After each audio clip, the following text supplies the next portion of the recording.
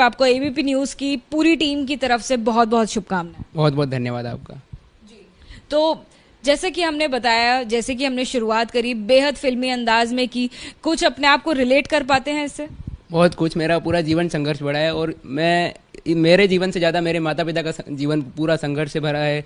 भैया ने, माता ने, पिता ने, मेरे दादाजी ने, पुरखों से ये संघर्ष चलता आ रहा है। मेरी बस ये कोशिश थी छोटी सी कि वो संघर्ष खत्म हो, मेरे माता पिता को एक ऐसी सफलता मिले जिससे उनका माथा और ऊंचा हो जाए समाज में, और मैं एक छोटी सी मेरी ये सफलता है जो उन्हें काफ़ी कुछ दे पाएगी, तो इसलिए ये खुशी और बढ़ जाती है।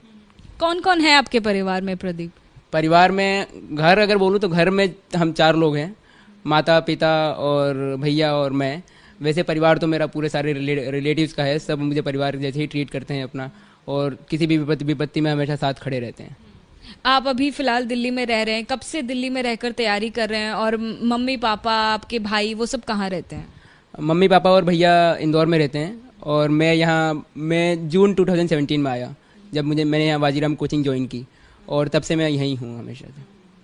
जैसे कि बताया, परिवार में बहुत दिक्कतें रही हैं, परिवार में मुश्किल रहा होगा परिवार के लिए, पैसों के नज़रिए से अगर हम बात करें तो काफ़ी मोटी फीस जाती है किसी भी कोचिंग इंस्टीट्यूट में।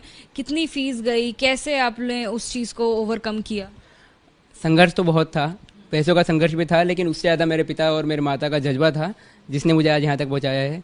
वाजीराम की फ़ीस थी 1.5 लाख रुपए, और फिर यहाँ आने का जो खर्च होता है वो तो उसको वहन करने के लिए मेरे पिताजी ने अपना हमारा इंदौर का मकान जो था, जो उनकी पूरे जीवन भर की संपत्ति थी, उसे बेच दिया, और एक क्षण भी ऐसा नहीं सोचा कि मैं ये सब क्यों कर रहा हूँ। तो उनके जीवन का जो ये त्याग था, इसी त्याग को मैं चाहता था कि उसका कुछ फल निकले और कुछ पॉजिटिव आउटकम हो। और एक त्याग ने मान सकते हैं कि आपको और भी ज़्यादा सक्षम बनाया, और भी ज़्यादा ताकतवर बनाया। हाँ, और सुदृढ़ बनाया, और उसने मुझे मोटिवेट किया कि नहीं, ये सफलता मुझे चाहिए किसी भी हाल में, और उसका ये परिणाम है कि आज रिजल्ट आया है। पिताजी सर्विसमैन हैं, पेट्रोल पंप पर, कहाँ काम करते हैं वो? पिताजी निरंजनपुर देवासना का जो इंदौर है वहाँ पे डायमंड पेट्रोल पंप पे काम करते हैं, और वो सर्विसमैन हैं, और माताजी मेरी हाउसवाइफ हैं, और भैया प्राइवेट सेक्टर में काम करते हैं।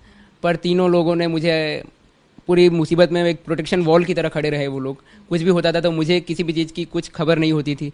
मेरे माताजी जब हॉस्पिटल में एडमिट थी तब मुझे इसका ज्ञात नहीं था कि मेंस का पेपर था आपका? मेरी तब मेंस की एग्ज़ाम चल रही थी, तो मुझे ये पता नहीं था कि मेरी मम्मी हॉस्पिटल में एडमिट है। और चाहे कितनी भी हो, इसी हमारे गांव की जो पुश्तैनी ज़मीन थी वो भी पापा को बेचनी पड़ी ताकि मेरी यहाँ पे फाइनेंशियली हेल्प हो सके। तो पुश्तैनी ज़मीन बेचने का भी एक दर्द होता है जो मेरे पिताजी ने सहा। पुश्तैनी घर आपका कहाँ पर? गोपालगंज, बिहार।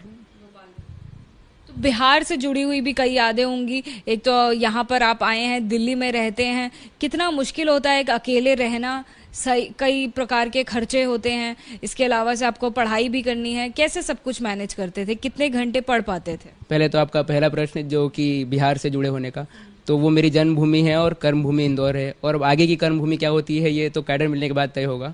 तो बिहार से तो मैं दिल से तो बिहारी हूँ ही। और कैडर में कौन सी आप चाहते हैं जगह? मैं बिहार चाहता हूँ कि मुझे मिले।